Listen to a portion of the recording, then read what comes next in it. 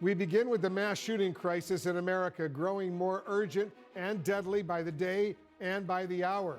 CNN's Brian Todd is in Philadelphia for us, one of the cities reeling right now from this newest round of bullets and bloodshed. Charges filed in Philadelphia's Saturday shooting today, including attempted murder against one of two suspects. Two charged with attempted murder today in Philadelphia's Saturday shooting. One of them is already in custody. Authorities say a responding officer shot and injured him. Also, an arrest warrant issued for a third suspect. He has not been apprehended yet. He is not. Is he a dangerous person? Should he be out? He is, of course. We've requested high bail once he is arrested.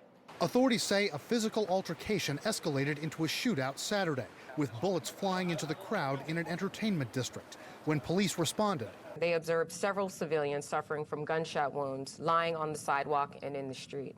At least 4 guns were used, one of them a ghost gun. 14 shot, 3 killed, 1 a suspected gunman. In rural South Carolina, at a graduation lawn party with 150 guests, police say at least 60 or 70 shots were fired from 2 cars. 8 shot, 1 of them killed. I looked at my daughter on the ground. She was out. She had already stopped breathing. In Chattanooga, Tennessee, at a nightclub shooting, at least 14 injured, plus 3 killed. 2 from gunshots, 1 struck by a fleeing vehicle. It's going to be a long summer, and we have got to get out in front of it and put a stop to it. This weekend, at least 17 killed in 13 mass shootings nationwide, from a Michigan suburb to a graduation party in Virginia to a party at a strip mall in Phoenix. Group of people that just started running like every different direction, and I myself was like hiding behind cars because the shots kept getting closer and closer. The weekend's 13 mass shootings are among the 246 so far this year, more than 1 a day. Just since the Uvalde school shooting in Texas, there have been 33 more, with 191 people shot and 34 killed. CNN and the Gun Violence Archive define a mass shooting as one that injures or kills 4 or more people. Philadelphia's top prosecutor focusing on guns. We have 120 guns for every 100 Americans, and that includes children. And so we find ourselves in situations where people who are simply having a fist fight can turn a street in a busy entertainment section of town into mayhem. It's disastrous. New York's governor today signing bills including a ban on body armor sales and raising the age to purchase a semi-automatic rifle from 18 to 21. When do we become a nation that reveres the right to have the ability to possess a gun over the right of a child to stay alive?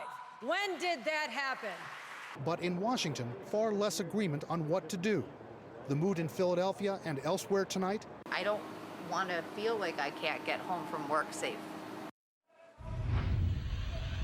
Now, authorities here in Philadelphia tell us that several businesses along this street have stepped up and given them, the police, surveillance footage from those moments on Saturday night, and they're still combing through a lot of that footage tonight for some more information. To give you an idea of the chaos of those initial moments here on the street in Philadelphia, officials tell us that the two men who confronted each other and started this confrontation fired a total of 17 shots at each other. Wolf? Brian Todd in Philadelphia for us. Brian, thank you very much. Let's bring in our senior law enforcement analyst, the former FBI Deputy Director Andrew McCabe, and the former Philadelphia Police Commissioner Charles Ramsey. Chief Ramsey, innocent people are being killed in schools, churches, grocery stores, at nightclubs, graduation parties. What's your reaction to yet another deadly weekend of gun violence all over the United States? Well, unfortunately, Wolf, I'm not surprised at all. I mean, this isn't going to stop unless we do things to stop it. And so it's going to continue. Right now, we're focused on mass shootings, but there are shootings that take place every single day in America. People are dying. It's out of control. And that's not going to change anytime soon, because not only are we not doing anything at the federal level in terms of the legislation, but even at the local level, going after these guys that are using guns to commit crime, just wildly shooting into crowds. All of them aren't mentally ill. Some of these guys don't need therapy. They need to be in jail. And we've got to get tough when it comes to dealing with folks that are out here using guns to commit crime. You're absolutely right. You know, Andrew, as the police chief Ramsey just said, the premeditated mass shootings shocked the nation, but people are dying in spontaneous acts of gun violence every single day all over the country. How does that need to factor into this conversation? Well, it does, Wolf. I think it was critical that you defined in the piece that just ran how CNN classifies mass shootings. So mass shootings are ones in which 4 or more people are killed or wounded in a single event. When this breaks us out of the parameters of the horrific attacks that we see at schools and at shopping centers and in places of worship where many people are killed. Those things are terrible, but mass shootings take place more than every single day in this country, multiple times a day, as we now know from the total number that we're carrying for this year.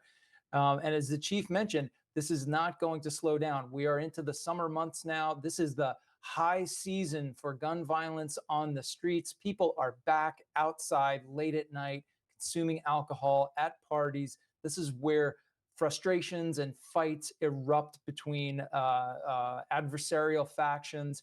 And the standard way to resolve them now is people grab their guns and start shooting. And that's when you have loss of life. And it's so horrible. Chief Ramsey, do police officers who put themselves in harm's way to respond to these shootings want lawmakers, especially here in Washington, to give them more tools to prevent violence, like red flag laws, for example?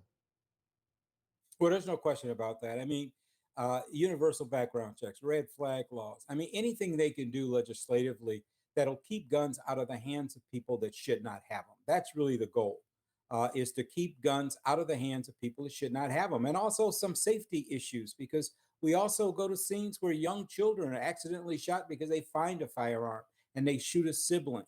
And so, there's a lot that needs to be done. There's a lot that can be done and not infringe upon the Second Amendment.